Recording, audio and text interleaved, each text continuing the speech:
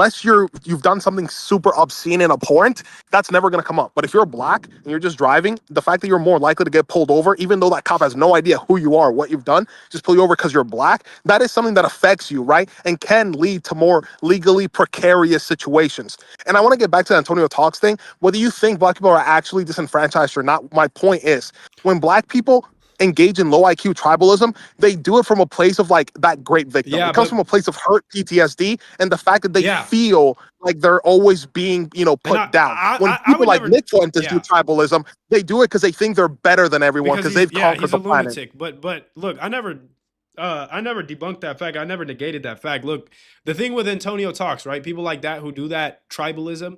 The problem is you think that you're sticking up for your people. Cool. What you're doing is you're inherently hurting your people more than anything, because you give them this innate subconscious belief that every time something happens in their life, it's that those bad people over there, the boogeyman. So here's the thing. I get pulled over all the time. I'm kind of a shit driver. I'm not going to lie. But at the end of the day, I don't really sweat it, because even if you pull me over, yes, I acknowledge the fact there could be some extreme case where somebody comes and checks my car and plants a bag of coke in there. Cool.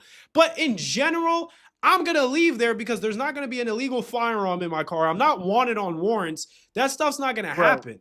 In the hood, the problem with hood culture, not even blacks, hood culture, people who are in the hood, dude, they're actively doing stuff to where if they're put in those precarious situations, they're a lot of times easier to burn. So is it racism? Yeah, probably a little bit, because they're pulling over with the assumption that they can catch that person. But if you want to like be a spokesperson for the black community, you should directly say, hey, let's disarm that bias, that when they pull you over, they'd be like, damn, I just wasted my time.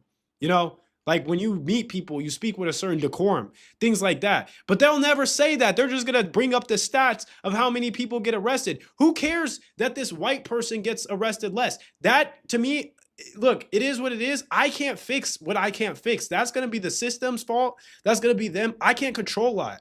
All I can control is myself. So if you're going to tell these people anything, you should say, look, don't be in a position where it's easier to make you a victim of the system.